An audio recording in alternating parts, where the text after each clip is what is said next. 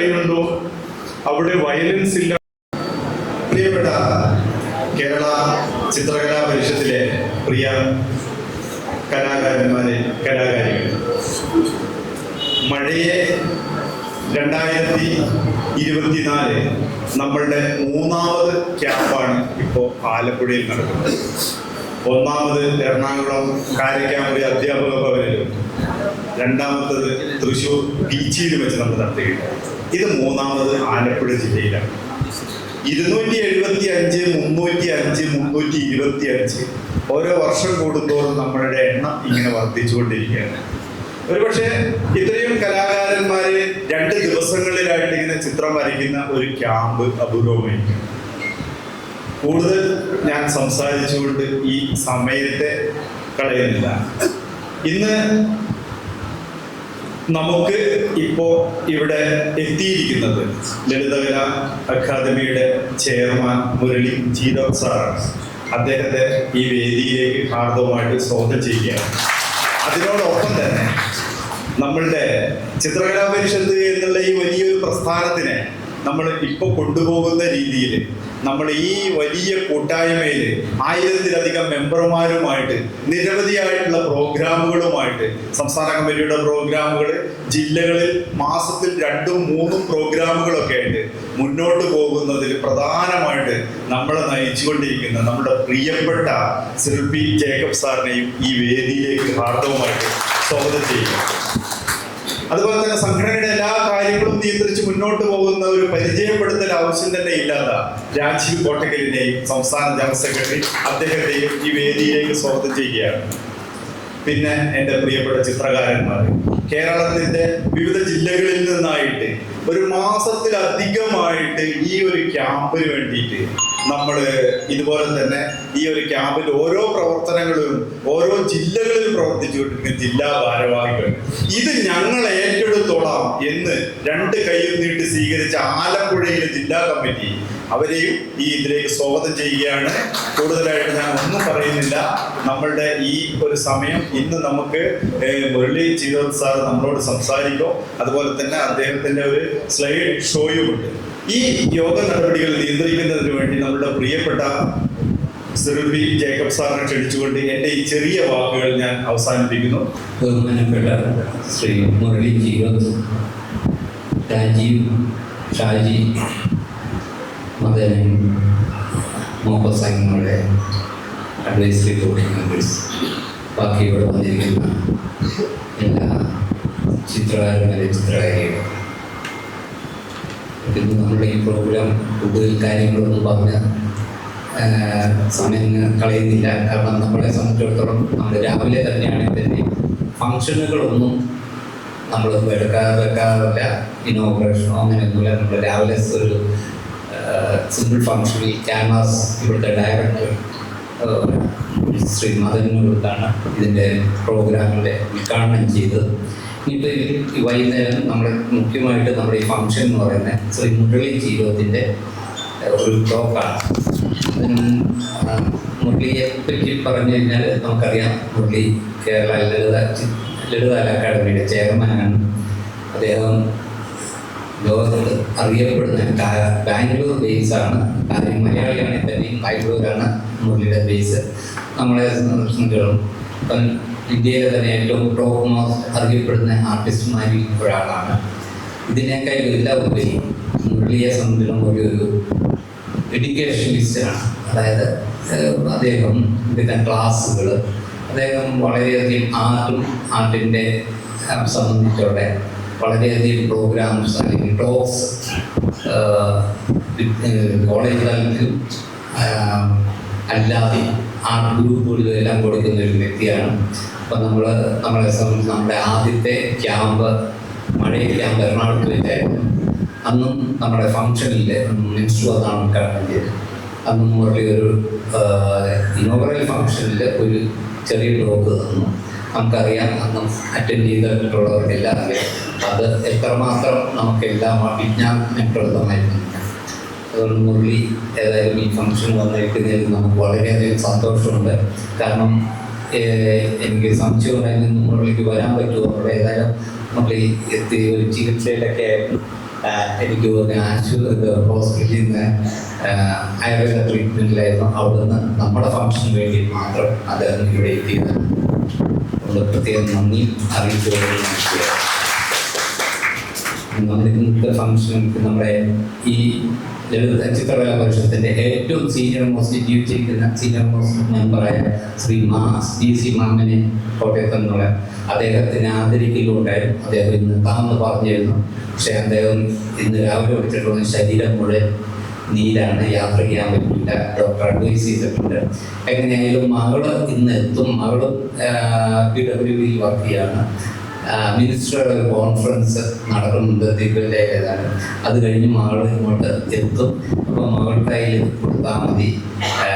വളരെ അദ്ദേഹത്തിന് വളരെ വിഷമമുണ്ട് പറയാൻ. എന്നാൽ തന്നെ മകളെ ഏൽപ്പിക്കുക, അങ്ങനെയാണ് നമ്മളോട് പറഞ്ഞിരിക്കുന്നത്. ഏതായാലും മാമനെ സംബന്ധിച്ചിടത്തോളം നമ്മുടെ ചിത്രകലാ പരിഷത്തിൻ്റെ 25ാമത്തെ മെമ്പറാണ്. എന്നെ സംബന്ധിച്ചിടത്തോളം മാമനുമായിട്ട് ഒരു 35 കൊല്ലം മുമ്പുള്ള പരിചയമുണ്ട്. 1978 ഞാനും മാമൻ്റെ ലളിതകല അക്കാദമിയുടെ ഒരു ക്യാമ്പിൽ ഒന്നിച്ച് അറ്റൻഡ് ചെയ്തിട്ടുള്ളതാണ്. അന്ന് കാനായി കുഞ്ഞിരാമൻ എങ്ങനെ സ്റ്റേറ്റ് ചെയർമാനായിരുന്നു. അദ്ദേഹം ചെയർമാൻ. ആ സർട്ടിഫിക്കറ്റ് രണ്ടുപേരുടെയും കയ്യിലിട്ടുള്ളൂ. ഏതായാലും മാമൻ എത്താത്തതുകൊണ്ട് നമ്മൾ അദ്ദേഹത്തിൻ്റെ മകൾ വരുമെന്ന് പ്രതീക്ഷിക്കുന്നു. മകൾക്ക് ഹാൻഡ് ഓവർ ചെയ്യാൻ നമ്മുടെ ഈ പ്രോഗ്രാമിനെ പറ്റിയൊക്കെ എനിക്ക് മുരളിക്ക് നല്ല നിശ്ചയമുണ്ട്. അതുകൊണ്ട് ചിത്രകലാ പരിഷത്തിനെ പറ്റിയോ നമ്മൾ നടത്തുന്ന ക്യാമ്പുകളെ പറ്റിയോ ഒന്നും ഒരു ബ്രീഫിങ്ങും മുരളിക്ക് വേണമെന്നില്ല. അങ്ങനെ ഒരു സമയം കളയേണ്ട ആവശ്യമുണ്ടെന്ന് തോന്നുന്നില്ല. എനിക്ക് അതിന് മുമ്പ് ഞാൻ കൺക്ലൂഡ് ചെയ്യുന്നതിന് മുമ്പ് ഇവിടെ കഴിഞ്ഞ ഒരു 2 ആഴ്ചയായിട്ട് ഇത് ഇത്രയും ഭംഗിയായിട്ട് നടത്തുന്നതിന് നമ്മുടെ ആലപ്പുഴ യൂണിറ്റിലെ മെമ്പേഴ്സ് രാത്രിയും പകലും നിങ്ങൾക്കറിയാം ഇവിടെ 2 സെൽഫി പോയിന്റുകളാണ് ഉണ്ടാക്കിയിരിക്കുന്നത്. മാത്രമല്ല ഇന്ന് രാവിലെ ഇതിൻ്റെ ഡയറക്ടർ എന്നോട് റിക്വസ്റ്റ് ചോദിച്ചു, നിങ്ങൾക്ക് ഈ നൈറ്റ് ദിവസം ഇത് വേണ്ടി വരുമോ? കാരണം ആലപ്പുഴയുടെ ഒരു അടയാളമാണ്, അതുകൊണ്ട് ഇവിടെ തന്നെ വെച്ചിട്ട് പോകാമെങ്കിൽ നല്ല കാര്യമായിരിക്കും എന്ന് അച്ഛനെ പറഞ്ഞു. അപ്പോൾ അത് ജില്ലാ ഭാരവാഹികളാണ് അത് തീരുമാനിക്കട്ടെ. അതുകൊണ്ട് ഇതിൽ സജീവമായിട്ട് ഇത്രയും ദിവസം രാവും പകലും ഓടിയിടുന്ന അവിടുത്തെ മെമ്പേഴ്സിനോട് അവരെ അഭിനന്ദിക്കാതെ അവരോട് നന്ദി പറയാതെ ഞങ്ങൾക്ക് സംസ്ഥാന കമ്മിറ്റിക്ക് പറ്റില്ല. ഞങ്ങളെ സംബന്ധിച്ചിടത്തോളം സംസ്ഥാനത്തിന് ഒരു ഓഫീസ് പോലും ഇല്ലാതെ പ്രവർത്തിക്കുന്ന ഒരു സംഘടനയാണ്.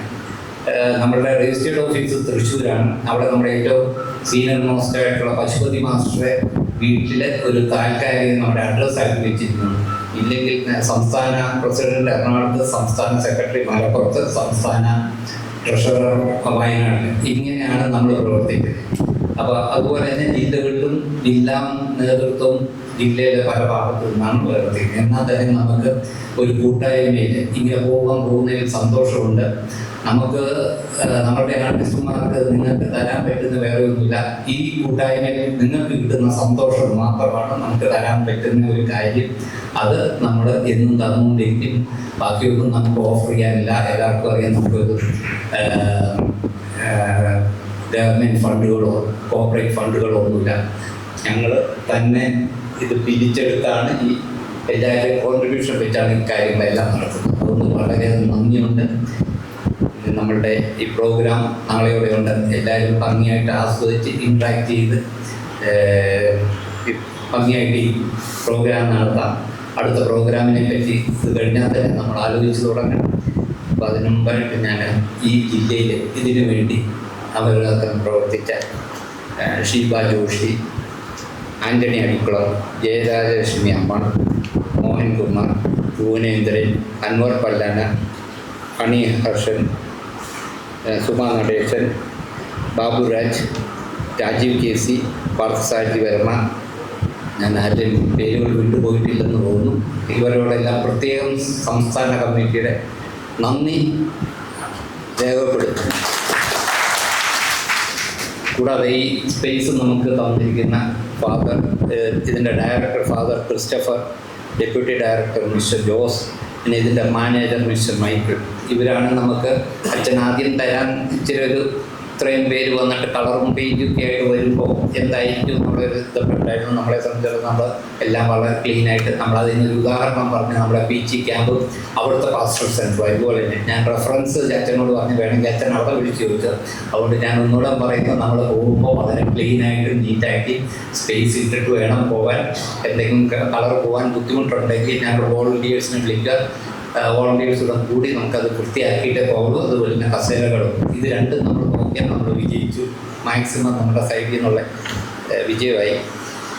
പിന്നെ എൻ്റെ കൂടെ എന്നെ ഞങ്ങൾ സംസ്ഥാന കമ്മിറ്റിയിലെ ഞാൻ പറഞ്ഞു കേരളത്തിൽ 3 ദിക്കിലിരുന്നാണ് പ്രവർത്തിക്കുന്നത്. എൻ്റെ കൂടെ പ്രവർത്തിക്കുന്ന രാജീവിനും ഷാജിയും ഞാൻ പ്രത്യേകം ഇതുപോലെ വിജയിക്കുന്നതിന് ഇതുപോലെ നടത്തിയെടുക്കുന്നതിന് ഞങ്ങൾ 3 ദിവസവും 3 പേരുടെ ഒരു പ്രാവശ്യമെങ്കിലും കുറഞ്ഞ് സംസാരിക്കാറുണ്ട്. ഞങ്ങൾ 3 പേരുടെ ഒരു ഗ്രൂപ്പുണ്ട്. ഞങ്ങൾ അതിൽ കൂടെ ചർച്ച ചെയ്താണ് ഓരോ കാര്യങ്ങളും നമ്മൾ നിങ്ങളെ അറിയിക്കുന്നുമില്ല. അതുകൊണ്ട് അവരോട് പ്രത്യേകിച്ച് എൻ്റെ നന്ദിയും പറഞ്ഞുകൊണ്ട് ഞാൻ നിർത്തുന്നു. നന്ദി. സോറി, ഇവിടെ വന്നിരിക്കുന്ന എല്ലാ ചിത്രകാരന്മാരും ചിത്രകാരികളെ പ്രത്യേകിച്ച് നന്ദി പറയുന്നു. ഇതുപോലെ വിജയിപ്പിക്കാൻ ഇനിയും നമുക്ക് ഇതുപോലെ കൂടണം. അതുകൊണ്ട് നമ്മളെല്ലാവരും ഒന്നിച്ച് പ്രവർത്തിക്കാൻ നന്ദി. സ്വന്തം അവസരത്തിലെ നമ്മളുടെ രക്ഷാധികാരികളായിട്ടുള്ള മദൻ സാറ് അതുപോലെ തന്നെ മോപ്പാസാൻ സാറ് അറിയാതെ വിട്ടുപോയി. 2 പേര് നമ്മുടെ അടുത്തൂടെ ഉണ്ട്. അവർക്ക് പ്രത്യേക സ്വാഗതം പറയുന്നു. അതുപോലെ തന്നെ നമ്മുടെ വൈസ് പ്രസിഡന്റ് വിട്ടുപോയത് ക്ഷമ ചോദിക്കുന്നു. ഇനി നമുക്ക് നമ്മുടെ പ്രിയപ്പെട്ട മുരളി ജീരോത് സാറിനെ നമ്മളുടെ ചിത്രകലാ പരിഷത്തിന്റെ ചെറിയ ഒരു ഉപഹാരം അത് നൽകുന്നതിന് വേണ്ടി സുനിൽ സാറിനെ ക്ഷണിക്കും.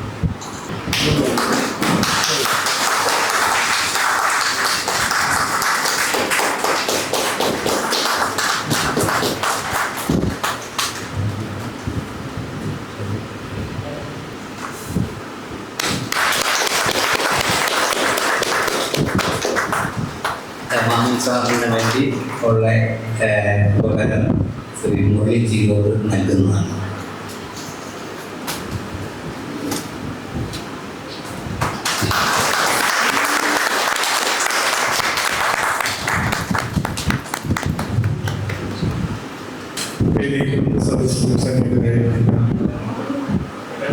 സുഹൃത്തുക്കളെ, പ്രിയ കലാകാരനെ, പ്രത്യേകിച്ചും എൻ്റെ ക്ലാസ്മേറ്റ്സ്, അതുപോലെ തന്നെ നാട്ടുകാർ, എല്ലാവരെയും ഓർമ്മിക്കുകയാണ്. ഒരു ട്രീറ്റ്മെൻറ്റിൻ്റെ ഭാഗമായിട്ട് പ്രോസസ്സിലൂടെ കടന്നുപോയിക്കൊണ്ടിരിക്കുകയാണ്. കുറേ ഒന്നും ഞാൻ സംസാരിക്കുന്നില്ല. എനിക്ക് വളരെ സന്തോഷമുണ്ട് ഇത്തരത്തിലൊരു പ്രോഗ്രാമിൽ വരാനും നിങ്ങളെല്ലാവരെയും കാണാനും. അത് ഇത്രയും ആർട്ടിസ്റ്റുകൾ ഒരുമിച്ച് കൂടുന്ന ഒരു സമയം എന്ന് പറയുന്നത് വളരെ വാലിഡ് ആണെന്നുള്ളത് നല്ലോണം ബോധ്യപ്പെട്ടുള്ള ഒരാൾ തന്നെയാണ്. അത് പ്രത്യേകിച്ചും ഇവരുടെയൊക്കെ ഇതിൻ്റെ ഒരു ഓർഗനൈസേഷണൽ സ്കില്ല് നമ്മളെന്നും അപ്രീഷിയേറ്റ് ചെയ്യുന്നതാണ്. കാരണം എന്ന് വെച്ച് കഴിഞ്ഞാൽ പ്രത്യേകിച്ച് ഇവർ 3 പേരും നമുക്ക് വളരെ വേണ്ടപ്പെട്ടവരും അറിയുന്ന ആൾക്കാരാണ്. ഓരോരുത്തർക്കും ഓരോരുത്തരുടേതായിട്ടുള്ള പ്രത്യേക സ്കില്ലുണ്ടെന്നുള്ളത് നമുക്ക് ബോധ്യപ്പെടുന്നു. അത് വളരെ പ്രശംസനീയമാണ്. കാരണം യാതൊരുവിധ ഫണ്ടിങ് ഇല്ലാതെ ഇതെല്ലാം തന്നെ ജനറേറ്റ് ചെയ്യുന്നത്, ഡിസ്ട്രിബ്യൂട്ട് ചെയ്യുന്നത് എല്ലാം നിങ്ങളുടെ ഇടയിൽ നിന്ന് നിങ്ങൾ ഉണ്ടാക്കുന്നു, നിങ്ങളിലൂടെ തന്നെ ഡിസ്ട്രിബ്യൂട്ട് ചെയ്യുന്നു. പക്ഷെ അതെല്ലാം തന്നെ കാഴ്ചവെക്കുന്നത് അല്ലെങ്കിൽ അത് കൊണ്ടുവരുന്ന ഒരു വലിയൊരു ആശയമുണ്ട്. ഒരു ഗ്യാതറിങ്ങിൻ്റെ ഒരു ആശയമുണ്ട്. അതിൻ്റെ ഒരു രാഷ്ട്രീയമുണ്ട്. ആ രാഷ്ട്രീയം ഒരു പക്ഷേ ഇന്ന് നിങ്ങൾ എത്തി നിൽക്കുന്ന തലത്തിൽ നിന്ന് എത്രമാത്രം നിങ്ങൾക്ക് ഉൾക്കൊള്ളാൻ കഴിയുമെന്നുള്ളത് നിങ്ങൾ തിരിച്ചറിയേണ്ടത് വളരെ വലുതാണ്. കലയുടെ ഒരു ചരിത്രം വെച്ച് നോക്കുമ്പോൾ നമുക്ക് 70, 80, 90, 2000 എന്ന് പറയുന്നത് ഒരു വലിയൊരു ട്രാൻസിഷൻ്റെ സമയമായിരുന്നു. ആ ട്രാൻസിഷൻ്റെ സമയത്ത് വേറെയും കുറേ ഉപാധികൾ അല്ലെങ്കിൽ ടെക്നിക്കലായിട്ടുള്ള തലങ്ങൾ ചരിത്രത്തിൽ മൂവ് ചെയ്തിട്ടുള്ളത് നമുക്ക് മനസ്സിലാക്കാൻ കഴിയും. പക്ഷെ 2000-ന് ശേഷം കലയിൽ വന്നിട്ടുള്ള മാറ്റങ്ങൾ അത് ഒരിക്കലും നമുക്ക് ഒരു സാധാരണ ഒരു കലാകാരൻ വരയ്ക്കാൻ അറിയാം എന്നുള്ളത് കൊണ്ട് മാത്രം മനസ്സിലാക്കുന്ന തലങ്ങളല്ല. അതിലൊരുപാട് ടെക്നിക്കലായിട്ടുള്ള ആശയങ്ങൾ വന്നിട്ടുണ്ട്. അതിലൊരുപാട് ഇന്നോവേറ്റീവായിട്ടുള്ള തലങ്ങൾ കൊണ്ടുവന്നിട്ടുണ്ട്. ആ തലങ്ങളൊക്കെ തന്നെ കണ്ടെത്തുന്ന ഒരു വലിയ ആശയം എന്താണെന്ന് ചോദിച്ചാൽ മനുഷ്യന്റെ ബേസിക് ആയിട്ടുള്ള തലങ്ങൾ നിറവേറ്റാൻ കഴിയുന്ന ഒന്നാണ് കല എന്നുള്ളത് എല്ലാവരും സമ്മതിച്ചിട്ടുള്ളതാണ്. പ്രത്യേകിച്ചും വിദ്യാഭ്യാസ തലത്തിൽ കലയ്ക്ക് വലിയൊരു റോൾ ഉണ്ടെന്നുള്ളത് ഇന്ന് എല്ലാ മികച്ച രാജ്യങ്ങളും, ഒന്നാം കിട രാജ്യങ്ങളായാലും ശരി, മൂന്നാം കിട രാജ്യങ്ങളായാലും ശരി, ഈവൻ കൊളോണിയൽ കൺട്രികളായാലും ശരി, എല്ലാം തന്നെ കണ്ടെത്തിയിട്ടുള്ള ഒരു കാര്യമാണ്. പ്രത്യേകിച്ചും ഫിൻലാൻഡിലും സിംഗപ്പൂരും നോർവേയിലും ഒക്കെ നടക്കുന്ന വിദ്യാഭ്യാസ തരത്തിലുള്ള എക്സ്പെരിമെന്റ്സ് കല എന്ന് പറയുന്നത് വളരെ ഇന്റഗ്രേറ്റഡ് ആയിട്ടുള്ള ഒന്നാണെന്നും അത് ബേസിക്കലി കുട്ടികളുടെ പല രീതിയിലുള്ള ഉന്നമനത്തിനും ക്രിയേറ്റിവിറ്റിക്കും ഒക്കെ തന്നെ സ്ഥാനമുണ്ടെന്നുള്ളതും, അതോടൊപ്പം ഒരുപക്ഷെ ക്ലിനിക്കൽ സൈക്കോളജിസ്റ്റുകളും അതുപോലെ തന്നെ കൗൺസിലർമാരും ഒക്കെ തന്നെ കണ്ടെത്താൻ കഴിയാതെ പോയിട്ടുള്ള പല തലങ്ങളും ഒരു കലാ അധ്യാപകനെ, ഇതൊന്നും പഠിക്കാത്ത ഒരു അധ്യാപകനെ കുട്ടികൾ വളർത്തിയെടുക്കാനും അവർക്കൊരു ആശ്വാസം കൊടുക്കാനൊക്കെ കഴിയുമെന്നുള്ളതും ഒക്കെ ഇന്ന് ഒരു വലിയ പാഠമായി നമ്മുടെ മുന്നിലോട്ട് വന്നുകൊണ്ടിരിക്കുന്നു. അപ്പൊ ഏത് ചെറിയ പ്രവൃത്തിയായാലും ശരി, അത് ആര് ചെയ്യുന്നു എന്നുള്ളതല്ല, അത് എങ്ങനെ ചെയ്യുന്നു, അതിന്റെ ക്വാളിറ്റേറ്റീവ് ആയിട്ടുള്ള കോൺട്രിബ്യൂഷൻ എന്താണ്, അതിന്റെ ബെനിഫിറ്റ്സ് എന്താണെന്നുള്ളത് നമ്മൾ തിരിച്ചറിയേണ്ട ഒരു സമയമാണ്. അതുകൊണ്ട് തന്നെ ഈ ഗാദറിങ്ങിന് വലിയൊരു ഇമ്പോർട്ടൻസ് ചരിത്രപരമായിട്ട് തന്നെ നിലനിൽക്കുന്നുണ്ട്. നമ്മൾ അത് മനസ്സിലാക്കിക്കൊണ്ട് വേണം ചിത്രകലാ പരിഷത്ത് ചെയ്താലും, ലളിതകലാ അക്കാദമി ചെയ്താലും, ഇനി വേറൊരു ഓർഗനൈസേഷൻ ചെയ്താലും, നിങ്ങൾ ഇന്ന് ഇവിടെ കൂടിയിട്ടുള്ളതിൻ്റെ ഒരു അവദാനം അല്ലെങ്കിൽ അതിൻ്റെ ഒരു തലം എന്ന് പറയുന്നത് വളരെ വലിയതാണെന്ന് എനിക്ക് ഉറപ്പിച്ച് പറയാൻ കഴിയും. വളരെ ലോജിക്കലി ആയിട്ട് തന്നെ പറയാൻ കഴിയും. കാരണം ഈ 2 ദിവസം നിങ്ങൾ കൊടുക്കലും വാങ്ങലും മാത്രമല്ല, നിങ്ങൾ കൈമാറുന്ന ആശയങ്ങൾ മാത്രമല്ല, ആ കൂടിച്ചേരലിൻ്റെ ഒരു വലിയൊരു തലം അത് നമുക്ക് ജീവിതത്തിൽ ഒരിക്കലും മുറിച്ച് കളയാൻ കഴിയാത്ത ഒന്നാണ്. കാരണം എവിടെ കലയുണ്ടോ അവിടെ വയലൻസ് ഇല്ല എന്ന് പറയുന്നത് എന്തുകൊണ്ടാണെന്ന് വെച്ചാൽ സ്നേഹത്തിൻ്റെയും സമാധാനത്തിൻ്റെയും അറിവുകളുടെയും കൂടിച്ചേരലുകളുടെയും കൊടുക്കലും വാങ്ങലിൻ്റെയും ഒക്കെ ഒരു ലോകം അത് തുറന്നു തരുന്നുണ്ട്. ആ തുറന്നു തരുന്ന ലോകം വേറൊരു ആശയത്തിനും ഒരു മുതൽക്കൂട്ടായി വളർത്തിക്കൊണ്ടുവരാൻ കഴിയാത്ത ഒന്നാണെന്നുള്ളത് കലയിൽ ജീവിച്ച നമ്മളെ പോലുള്ളവർക്ക് മനസ്സിലാവും. ആ വലിപ്പമാണ് നമ്മൾ ആദ്യമേ ഉൾക്കൊള്ളേണ്ടത്. ആര് എങ്ങനെ എന്ത് രീതിയിൽ എത്ര ഫേമസ് ആയി എന്നുള്ളത് ഒരു പ്രശ്നമേ അല്ല. കാരണം കല ചെയ്യുക എന്നുള്ളത് ഇന്ന് ഒരു പ്രവൃത്തിയുടെ മാത്രമല്ല, ഒരു മനുഷ്യരാശിക്ക് മാത്രം കൊടുക്കാൻ കഴിയുന്ന ഏറ്റവും വലിയ ഒരു എന്താ പറയുക, ഒരു സമ്മാനം തന്നെ എന്ന് പറയുന്നത് ആണ്. നമ്മൾ എത്രമാത്രം വർക്ക് ചെയ്യുന്നു, അതിൻ്റെ കണ്ടിന്യൂറ്റി എന്താണ്, ഈവൻ ചെറിയ ചെറിയ കാര്യങ്ങൾ കണ്ടിന്യൂസ് ആയിട്ട് ചെയ്യുമ്പോഴുണ്ടാവുന്ന ആ വലിയൊരു തലം നമ്മൾ മനസ്സിലാക്കിയെടുക്കുക. അതാണ് ജീവിതത്തിലെ ഏറ്റവും വലിയ കൺസിസ്റ്റൻസി എന്ന് പറയുന്നത് എന്ന് മനസ്സിലാക്കേണ്ട ഒരു സമയമാണ്. എത്ര വയസ്സായി, അല്ലെങ്കിൽ കുട്ടികളും പേരക്കുട്ടികളും ഒക്കെ ഉണ്ട്, ഞാൻ ഈ വർക്ക് ചെയ്താൽ നന്നാവുമോ, അല്ലെങ്കിൽ ഞാൻ വർക്ക് ചെയ്ത് കഴിഞ്ഞാൽ എത്രമാത്രം മുന്നോട്ട് പോകും, ഈ കൺഫ്യൂഷൻ്റെ ഒന്നും ഒരു ആവശ്യമില്ല എന്നുള്ളതാണ് ഒരു കലാകാരൻ എന്ന രീതിയിൽ എനിക്ക് പറയാനുള്ളത്. കാരണം കല ചെയ്യുന്ന എന്ന പ്രവൃത്തിയിൽ ഏർപ്പെടുമ്പോൾ നമ്മൾ ഉൾക്കൊള്ളുന്ന ഊർജം, നമ്മൾ ജനറേറ്റ് ചെയ്യുന്ന എനർജി ചെറുതാണെന്ന് കരുതുന്നവർക്ക് തെറ്റാണ് വിചാരിക്കുന്നത്. അതിൻ്റെ തലങ്ങൾ മാറണം. നമ്മൾ വേറൊരു ഫ്രെയിം വർക്കിലൂടെ ലോകത്തിനെ കാണേണ്ടതും ഉൾക്കൊള്ളേണ്ടതുമായിട്ടുള്ള ഒരു സമയമാണെന്നുള്ളത് നമ്മൾ തിരിച്ചറിയേണ്ടത്. കാരണം നമ്മൾ കലയുടെ വ്യക്താക്കളാണ്. കലയുടെ ചരിത്രത്തിൽ നമുക്കിടമുണ്ട്. കലയിലൂടെ നമ്മൾ സഞ്ചരിക്കുന്ന ആളാണ് ഒരു കലാകാരൻ. അതൊരു മനുഷ്യവർഗത്തിൽ നമ്മളെപ്പോലെ മാറി ചിന്തിക്കാൻ കഴിയുന്നവർക്ക് മാത്രം കഴിയുന്നു. കാരണം ഒരു ഭാഷയ്ക്ക് എക്സ്പ്രസ് ചെയ്യാൻ കഴിയുന്ന തലങ്ങളുണ്ട്. ഒരു ടെക്നോളജിക്ക് അല്ലെങ്കിൽ ഒരു ടെക്നിക്കൽ ആസ്പെക്റ്റിന് അല്ലെങ്കിൽ മറ്റുള്ള കാര്യങ്ങൾക്കൊക്കെ ഉൾക്കൊള്ളാനും പറയാനും കഴിയുന്ന ഒന്നുണ്ട്. എവിടെയാണ് ഭാഷ എന്ന് പറയുന്നത് ഫെയിലാവുന്നത്, അവിടെ കല എന്ന് പറയുന്ന ഒരു സമ്പത്ത് നിലനിൽക്കുന്നുണ്ട് എന്നുള്ളത് നമ്മൾ തിരിച്ചറിയേണ്ടത് വളരെ അത്യാവശ്യമാണ്. കാരണം മറ്റ് പലർക്കും പറഞ്ഞു കൊടുക്കാൻ കഴിയാത്ത കാര്യങ്ങൾ കലയിലൂടെ നമുക്ക് പറഞ്ഞു കൊടുക്കാൻ കഴിയും. അത് കലയ്ക്ക് മാത്രമുള്ള ഒരു ഭാഷയുടെ ഒരു ഭംഗിയാണ്, റിതമാണ്, അതിലൂടെ ഉൾക്കൊള്ളാൻ കഴിയുന്ന ഒന്നാണെന്നുള്ളത് നമ്മൾ മനസ്സിലാക്കേണ്ടത് വളരെ അത്യാവശ്യമാണ്. ഇവിടെയാണ് ഈ കലയിലെ ചേഞ്ചസ് നമ്മൾ ഈവൻ ഏത് രീതിയിൽ കാണുന്നു എന്നുള്ളത് ഒരു പ്രത്യേകത തന്നെയാണ്. എപ്പോഴും നമ്മുടെ വർക്കുകൾ ചെയ്തുകൊണ്ടിരിക്കുമ്പോൾ നമുക്കൊരു ഹിസ്റ്റോറിസിറ്റി അല്ലെങ്കിൽ ഒരു ചരിത്രപരത നമുക്ക് ഉണ്ടാവേണ്ടത് അത് വളരെ അത്യാവശ്യമായിട്ടുള്ള ഒന്നാണ്.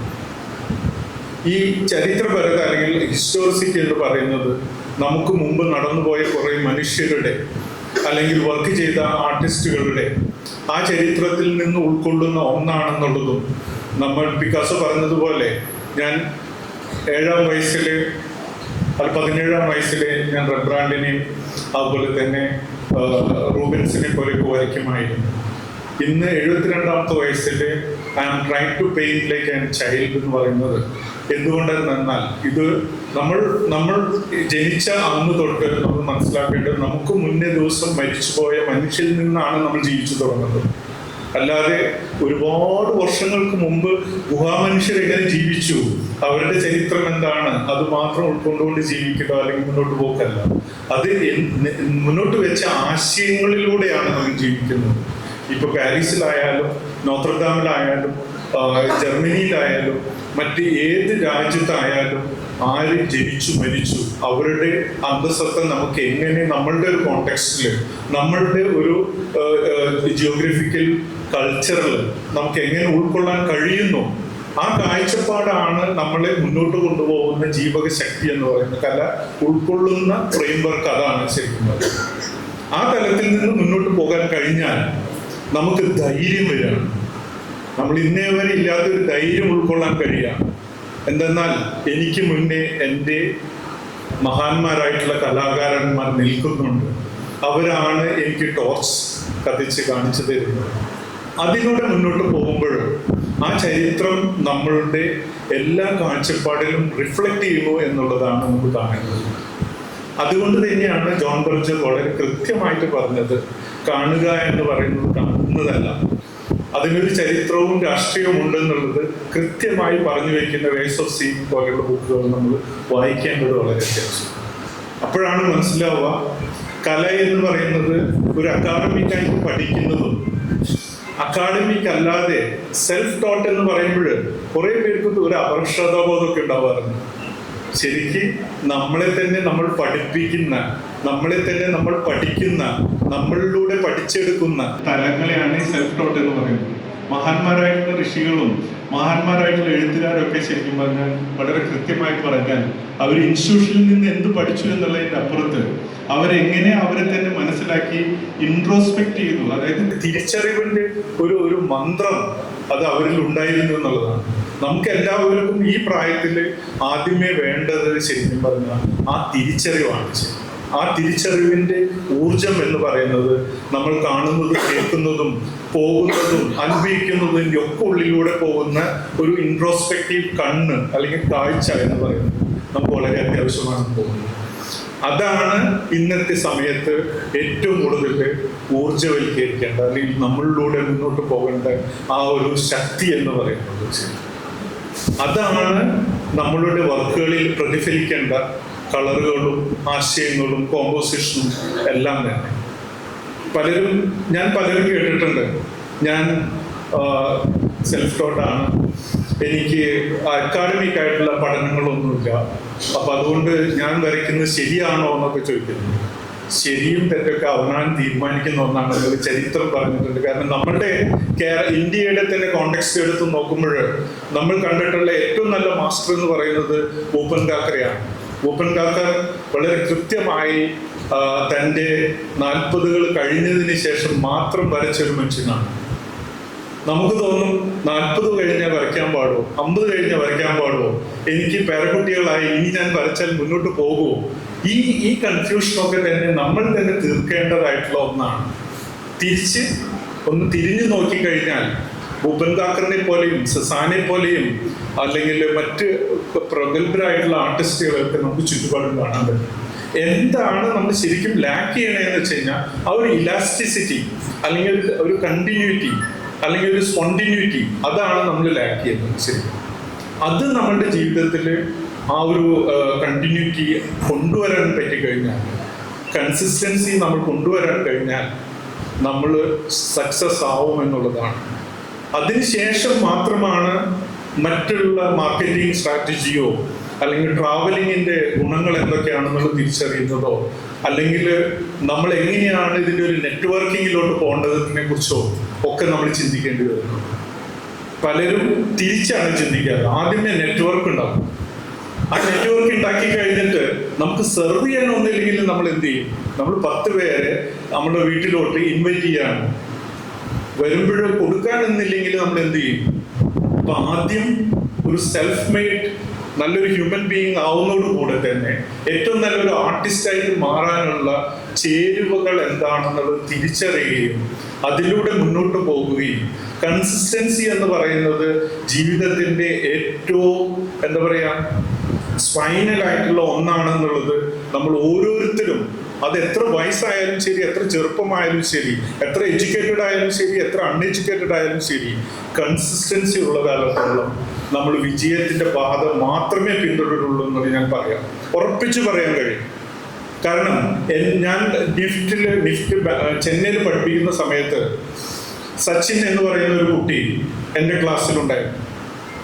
സച്ചിൻ വരുന്നത് മയൂർ ബഞ്ച് എന്ന് പറയുന്ന ഒരു പ്രത്യേക തരം നമ്മുടെ ഇതൊക്കെ ഉണ്ടല്ലോ, എന്താ പറയുക, ട്രഡീഷണൽ ആർട്ടൊക്കെ ചെയ്യുന്ന ഒരു ഗ്രൂപ്പ് ഓഫ് ആൾക്കാരൊക്കെ ഉള്ള ഒരു സ്ഥലമാണ്. പാലി ഹിന്ദി മാത്രമേ പറയാനുള്ളൂ. നമ്മൾ ഇത്രയും വർഷം പുറത്ത് 86 തൊട്ട് ഞാൻ പുറത്തുണ്ട്, വിഭിന്ന സ്റ്റേറ്റുകളിലുണ്ട്. നമുക്ക് പോലും മനസ്സിലാവാത്ത ഹിന്ദിയാണ് ഈ സച്ചിൻ പറഞ്ഞത്. ഞങ്ങളുടെ നിഫ്റ്റിന്റെ ഒരു ചരിത്രം നിങ്ങൾക്കറിയാലോ. നിഫ്റ്റിൽ വരുന്ന കുട്ടികളൊക്കെ തന്നെ ഭയങ്കര ഹൈഫൈ, വളരെ എഡ്യൂക്കേറ്റഡ് ആയിട്ടുള്ള ഇംഗ്ലീഷ് മീഡിയം, പിന്നെ അത് മാത്രമല്ല നല്ല സാമ്പത്തികമായിട്ട് ഭദ്രതയുള്ള, അത് കാണിക്കുന്ന ഒരു ഗ്രൂപ്പ് ഓഫ് ആൾക്കാരൊക്കെയാണ് അവർ വിചാരിച്ചിരിക്കുന്നത്. സച്ചിനെ പോലെ ഒരു കുഗ്രാമത്തിൽ നിന്ന്, അതും വളരെ വളരെ റോ ഹിന്ദി പറയുന്ന ഒരു കുട്ടിയെ നമ്മൾ കാണുന്നുണ്ടായി. മറ്റു കുട്ടികളൊക്കെ തന്നെ സച്ചിൻ ഒറ്റപ്പെടുത്താണ് ആദ്യം ചെയ്യുന്നത്. ഞാനായിരുന്നു അവരുടെ core teacher, mentor, plus teacher. ഞാനിത് മനസ്സിലാക്കിയ സമയത്ത് സച്ചിനെ പിടിച്ച് ക്ലാസ് ലീഡർ ആക്കുകയാണ് ചെയ്തത്. കൂടെ ഉണ്ടായിരുന്നത് മസൂരി ഇന്റർനാഷണൽ സ്കൂളിൽ നിന്ന് പഠിച്ചിറങ്ങിയ ഗുജറാത്തി ആയിട്ടുള്ള ഒരു കുട്ടി, ശങ്കർ സിംഗ് വഗേലയുടെ വളരെ അടുത്ത റിലേറ്റീവ്. അന്ന് ശങ്കർ സിംഗ് വഗേലയാണ് നമ്മുടെ ടെക്സ്റ്റൈൽ മിനിസ്റ്ററായിട്ട് ഉണ്ടായിരുന്നത്. എല്ലാവിധ ആറ്റിറ്റ്യൂഡും ആ കുട്ടിക്ക് ഉണ്ടായിരുന്നു. ഈ സച്ചിനെ പിടിച്ച് ക്ലാസ് ലീഡർ ആക്കിയ സമയത്ത് ആദ്യമേ തന്നെ ഈ കുട്ടി വന്ന് എന്നോട് കംപ്ലൈന്റ് ചെയ്യുന്നത്, നിങ്ങൾക്ക് ഇങ്ങനെ ഒരു മണ്ടനെ പിടിച്ച് ക്ലാസ് ലീഡർ ആക്കാൻ കഴിയില്ല, കാരണം അവന് ഇംഗ്ലീഷ് അറിയില്ല, ഒരു വിവരവും ഇല്ല. അപ്പൊ ഞാൻ ആ കുട്ടിയോട് പറഞ്ഞു, മോളെ, ഇംഗ്ലീഷ് എന്ന് പറയുന്നത് നോളജ് അല്ല, ഇംഗ്ലീഷ് എന്ന് പറയുന്നത് ഒരു ഭാഷയാണ്. അല്ലാതെ നിങ്ങൾ വിചാരിക്കുന്നത് പോലെ സപ്പോസ് അവൻ ഇംഗ്ലീഷ് അറിയാമെന്ന് വെച്ചാൽ ലോകത്തിലെ എല്ലാ കാര്യങ്ങളും അറിയാമെന്നല്ല. അവനും നിന്നെ പോലെ തന്നെ ഒരു നോളജ് സിസ്റ്റത്തിന്റെ ഭാഗമാണ്. അത് ഹിന്ദിയാണെന്ന് മാത്രമേ ഉള്ളൂ. അപ്പൊ അതുകൊണ്ട് ജസ്റ്റ് ഒരു 5 days അല്ലെങ്കിൽ ഒരു 10 days അല്ലെങ്കിൽ ഒരു മാസം കൂടെ വർക്ക് ചെയ്യട്ടെ എന്ന് പറഞ്ഞു. അങ്ങനെ അതൊരു ബേസിക് ലെവലിൽ വർക്ക് ചെയ്യാൻ തുടങ്ങി. ഒരു 2-3 ദിവസം കഴിച്ചപ്പോൾ സച്ചിൻ വന്നിട്ട് എന്നോട് പറഞ്ഞു, സാർ, എനിക്ക് അവരുടെ കൂടെ ഒന്നും വർക്ക് ചെയ്യാൻ പറ്റില്ല, കാരണം എനിക്ക് ഒന്നും മനസ്സിലാവുന്നില്ല. അവർ പറയുന്നത് മുഴുവനും ഭയങ്കര ഹൈ ഫണ്ട് ഇംഗ്ലീഷും, പിന്നെ ലാംഗ്വേജ് ഞാൻ അറിയാത്തത് എന്തൊക്കെയാണ് അവർ പറഞ്ഞത്. ഭയങ്കരമായിട്ട് കരഞ്ഞു. അവന് ഭയങ്കരമായിട്ടൊരു ഇൻസൾട്ട് ഫീൽ ചെയ്യുന്ന രീതിയൊക്കെ ഉണ്ട്. പക്ഷെ നമ്മളൊരു അധ്യാപകൻ എന്നുള്ള രീതിയിൽ, ഒരു മെന്റർ എന്നുള്ള രീതിയിൽ നമ്മൾ ഒപ്പം നിർത്തി അവനോട് പറഞ്ഞു, പേടിക്കണ്ട, നീ ചില യൂട്യൂബൊക്കെ നോക്കി കുറച്ച് ഇംഗ്ലീഷൊക്കെ പഠിച്ചെടുക്കേണ്ടത് വളരെ അത്യാവശ്യമാണ്. അപ്പം ഞാൻ അവനൊരു ചെറിയ ഒരു ഹോംവർക്ക് കൊടുത്തു. എല്ലാ ദിവസവും പോയി ഒരു 10 വാക്കെങ്കിലും പഠിച്ചിട്ട് വരണം എന്നുള്ളത്. അങ്ങനെ സച്ചിൻ ഒരു ഹോംവർക്കിലോട്ട് കയറി. ഒരു 3 മാസം കഴിഞ്ഞപ്പോൾ സച്ചിൻ എൻ്റെ അടുത്ത് വന്നിട്ട് പറഞ്ഞു, പുലി sir, now I am okay. That's very nice. At least you gain some knowledge. Now you have to proceed it. Now start communicating with others എന്ന് പറഞ്ഞു. അപ്പൊ അത് കഴിഞ്ഞപ്പോൾ ഉടനെ തന്നെ ഈ കുട്ടി, നമ്മളുടെ നേഹ, അതായത് ഈ ഗുജറാത്തി കുട്ടി, എൻ്റെ അടുത്ത് വന്നിട്ട് പറഞ്ഞു, Sachin is improving. That was the first comment from Neha. അപ്പൊ ഞാൻ പറഞ്ഞു, ഇത്രയേ ഉള്ളൂ, നമ്മൾ കുറച്ച് സഹിഷ്ണുതയോടുകൂടി നമ്മുടെ ചുറ്റുപാടുകളെ കാണുക, നമ്മുടെ കൂടെയുള്ളവരെ കൂടെ നിർത്താൻ പഠിക്കുക. അതൊക്കെയാണ് ആദ്യമായിട്ട് നമുക്ക് ഉണ്ടാവേണ്ട ഒരു ഗുണം. അതുണ്ടായാൽ തന്നെ നമുക്ക് ചുറ്റുപാട് വളരെ സുന്ദരമാണെന്ന് നമ്മൾ തന്നെ തിരിച്ചറിയുന്നു. എന്നെ കൊണ്ട് പറഞ്ഞു.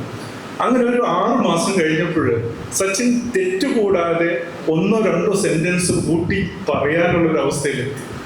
ഒരു വർഷം, ഫസ്റ്റ് ഇയർ ഒരു വർഷം കഴിഞ്ഞപ്പോൾ സച്ചിൻ നന്നായി സംസാരിക്കാൻ തുടങ്ങി. And that entire exercise was very, very successful. Can you imagine?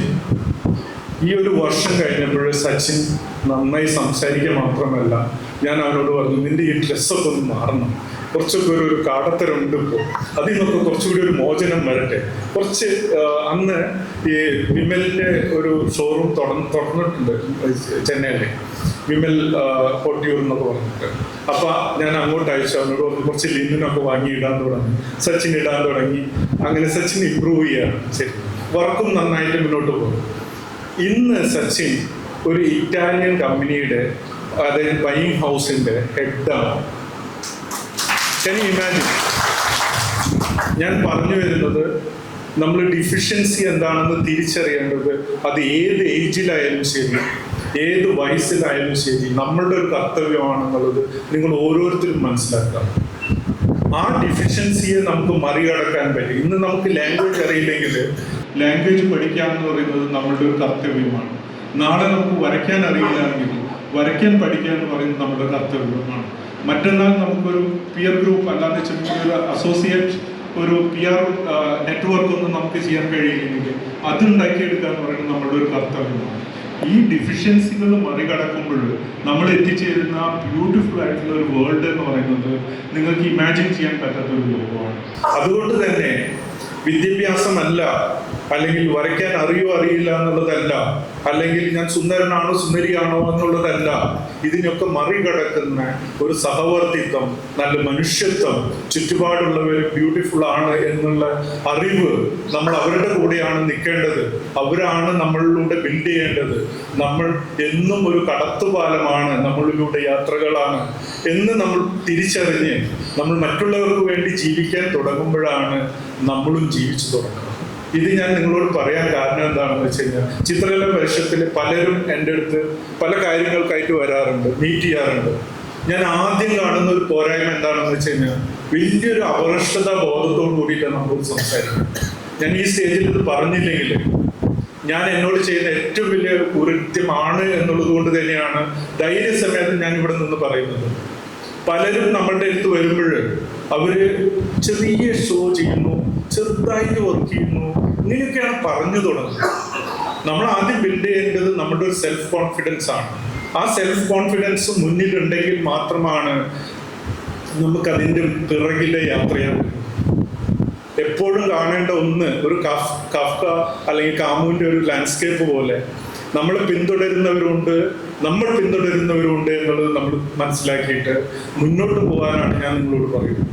അങ്ങനെ ഒരു അപകർഷത ബോധത്തിന്, ഞാൻ ചെറുതായി വരയ്ക്കുന്നവരാണെന്നുള്ള ബോധം, നിങ്ങൾ എന്ത് വരച്ചാലും അത് കലയാണെന്ന് മനസ്സിലാക്കുക, അത് ചരിത്രമാണെന്ന് മനസ്സിലാക്കുക. അത് ഇന്ന് നിങ്ങൾ ചെയ്യുന്ന പ്രവൃത്തി കൺസിസ്റ്റന്റ് ആയിട്ട്, കണ്ടിന്യൂസ് ആയിട്ട്, സ്പോണ്ടിന്യൂസ് ആയിട്ട് നിങ്ങളോട് ആത്മാർത്ഥത പുലർത്തിക്കൊണ്ട് നിങ്ങൾക്ക് വർക്ക് ചെയ്യാൻ കഴിഞ്ഞെങ്കിൽ നാളെ അത് നിലനിൽക്കുന്നത് മനസ്സിലാക്കാം. വർക്ക് ചെയ്യുന്നവൻ നിലനിൽക്കും, ഉറപ്പാണ്. ഞങ്ങളെപ്പോലുള്ള അക്കാഡമി ചെയർമാൻമാരും അതുപോലെ തന്നെ വർക്ക് ചെയ്യാത്ത മണ്ടന്മാരൊക്കെ ഞങ്ങൾ ചിലപ്പോൾ ചത്തു, അത്രയേ ഉണ്ടാവുള്ളൂ. അപ്പൊ അതുകൊണ്ട് ഡിഫിഷ്യൻസി എന്താണെന്നുള്ളത് അതൊരു ചാലഞ്ചാണ്. ഡിഫിഷ്യൻസിയെ മറികടക്കുക എന്ന് പറയുന്നത് നല്ല മനുഷ്യത്വമാണ്. ആ മനുഷ്യത്വത്തിൽ ഒരു സെൽഫ് മോട്ടിവേറ്റഡ് ഏരിയ ഉണ്ട് എന്നുള്ളത് മനസ്സിലാക്കിക്കൊണ്ട് വർക്ക് ചെയ്യുക. ഞാനിവിടെ കാണിക്കാൻ പോകുന്നത് പെർഫോമൻസിനെ കുറിച്ചാണ്. ഒരുപക്ഷെ അധികം ആർക്കും അറിയണമെന്നില്ല. പെർഫോമൻസ് ആർട്ട് തുടങ്ങുന്നത് വളരെ റീസെൻ്റ് ആയിട്ടുള്ള ഇയേഴ്സിലാണ്. ഒരു 50s തൊട്ടൊക്കെ തുടങ്ങിയിട്ടുള്ള ഒരു ചരിത്രമാണ് പെർഫോമൻസ് ആർട്ടിനുള്ളത്. അപ്പോൾ ഇപ്പോൾ സിനിമയിൽ നിങ്ങൾക്ക് ഒരു പക്ഷേ ദാലിയുടെയും നമ്മളുടെ ലൂയി ബുനുവലിൻ്റെ എക്സസൈസ്, നിങ്ങൾക്ക് ആൻഷൻ ആൻഡ് ലോ എന്ന് പറയുന്ന ചെറിയൊരു ഫിലിമിനെ കുറിച്ചൊക്കെ നിങ്ങൾ കേട്ടിട്ടുണ്ടായിരിക്കും. അതേപോലെ തന്നെയാണ് ക്രിസ് ബർഡൻ, അതുപോലെ എസ് കെവിൻ, അതുപോലെ തന്നെ മറീന ബ്രോമിക്, അതേപോലെ തന്നെ ജോസഫ് ബയസ്, ഇവരൊക്കെ തന്നെ തുടങ്ങി വെച്ചിട്ടുള്ള ഒരു ചരിത്രമാണ് കലയുടെ പെർഫോമൻസ് ആർട്ട്. വിഷ്വൽ ആർട്ടിസ്റ്റുകൾ ചെയ്യുന്ന ഒരു പെർഫോമേറ്റീവ് ആയിട്ടുള്ള ഒരു കാര്യമാണ്. അതിന് തിയേറ്റർ ഇല്ല. നമ്മൾ മനസ്സിലാക്കേണ്ടത് ഈ പെർഫോമൻസ് ആർട്ടിൽ തിയേറ്റർ ഇല്ല എന്നുള്ളതാണ്. അതിൽ തിയേറ്റർ ഉണ്ടോ എന്ന് ചോദിച്ചാൽ തിയേറ്റർ ഉണ്ട്, എന്നാൽ സംഗീതമുണ്ടോ എന്ന് ചോദിച്ചാൽ സംഗീതമുണ്ട്, മറ്റു നടന കലകളുണ്ടോ എന്ന് ചോദിച്ചാൽ ഉണ്ട്. പക്ഷെ അതൊന്നും തന്നെ നമ്മളുടെ ഒരു പ്രാക്ടീസിലോട്ട് കൊണ്ടുവരാതെ അതിന് മനസ്സിലാക്കിക്കൊണ്ട് അതിനെ പുറന്തള്ളുക എന്നുള്ള ഒരു പ്രക്രിയയാണ് പെർഫോമൻസ് ആർട്ടിൽ എന്നും നടന്നിട്ടുള്ളത്. ഇത് വിദേശത്ത് ഒരുപാട് മുന്നോട്ട് പോയിട്ടുള്ള ഒരു മേഖലയാണ്. ഇന്ത്യയിൽ വളരെ കുറച്ച് പേര് മാത്രമാണ് ആദ്യകാലത്ത് ഉണ്ടായിരുന്നത്. അതിലിപ്പോൾ എടുത്തു പറയാനുള്ളത് എൻ്റെ ക്ലാസ്മേറ്റും ഞങ്ങൾ ഒരുമിച്ച് ഒരുപാട് പെർഫോമൻസ് ഒക്കെ ചെയ്തിട്ടുള്ള ശാന്തനു ലോഡ്, ഇന്ദർ ടിക്കു, അതുപോലെ ഇന്ദർ സലീം, അതുപോലെ തന്നെ എന്താ പറയുക മിതു സെൻ, അങ്ങനെ കുറേ പേര് ഇപ്പോൾ ജീവിച്ചിരിക്കുന്നവരും അവർ മരിച്ചുപോയ റുമാനിയ ഹുസൈൻ, അങ്ങനെ കുറച്ച് പേരുമാണ് ഇപ്പോൾ വർക്ക് ചെയ്യുന്ന ഒരു ആൾക്കാരുള്ളത്. പക്ഷേ ഒരു വളരെ പോസിറ്റീവായിട്ടുള്ള ഒരു ടെൻഡൻസി എന്താണെന്ന് ചോദിച്ചാൽ ആർട്ട് കോളേജുകളിൽ ഇപ്പോൾ പെർഫോമൻസ് ആർട്ട് വളരെ ഒരു സജീവമായിട്ടുള്ള ഒരു തലമാണ്. അതും കലയും തമ്മിൽ എന്താണ് ബന്ധം എന്ന് ചോദിച്ചാൽ പ്രകടമായിട്ട് ഒരു ബന്ധം നിങ്ങൾക്ക് ഒരാൾക്കും കാണാൻ കഴിയും. പക്ഷെ മനസ്സിലാക്കേണ്ട ഒരു കാര്യം, എസ്തറ്റിക്കലായിട്ടുള്ള ഒരു ഡിസ്കോഴ്സ് ഉണ്ടാക്കുന്ന ഒന്നാണ്, അല്ലെങ്കിൽ പൊളിറ്റിക്കലായിട്ടുള്ള ഒരു ഡിസ്കോഴ്സ് ഉണ്ടാക്കുന്ന ഒന്നാണ് ഈ പ്രകടന കല അല്ലെങ്കിൽ പെർഫോമേറ്റീവ് ആർട്ട് എന്ന് പറയുന്നത്. അതിൽ പെയിന്റിങ്ങോ അല്ലെങ്കിൽ സ്കൾപ്ചറൽ ആയിട്ടുള്ള തലങ്ങളോ ഇല്ല. അത് ബോഡി, ശരീരത്തിൻ്റെ ഒരു പൊളിറ്റിക്കൽ മാനിപ്പുലേഷനാണ്, അല്ലെങ്കിൽ ഒരു ക്വസ്റ്റ്യൻ റേസ് ചെയ്യുന്ന തലങ്ങളാണ് എന്നുള്ളത് മനസ്സിലാക്കും. ഞാനിവിടെ കുറച്ച് എക്സാമ്പിൾസ് ഒക്കെ കാണിക്കും. നിങ്ങളെ ബോറടിപ്പിക്കാൻ യാതൊരു ഉദ്ദേശമില്ല. വളരെ കൃത്യമായിട്ട് കുറച്ച് സ്ലൈഡ്സ് കാണിച്ചിട്ട് ഞാനത് പറയും, കേട്ടോ. ഇതൊരു വളരെ ഫേമസ് ആയിട്ടുള്ള പെർഫോമൻസിൻ്റെ ഇമേജാണ്. ഇതിൽ കാണുന്നത് ക്യോട്ടോ എന്ന് പറയുന്ന, അതായത് നമ്മുടെ നാട്ടിൽ പൂർണ്ണരി, അതിനെ കൊണ്ടുവന്ന് ഒരു റൂമിൽ അടച്ചിട്ടിട്ട് അതിൻ്റെ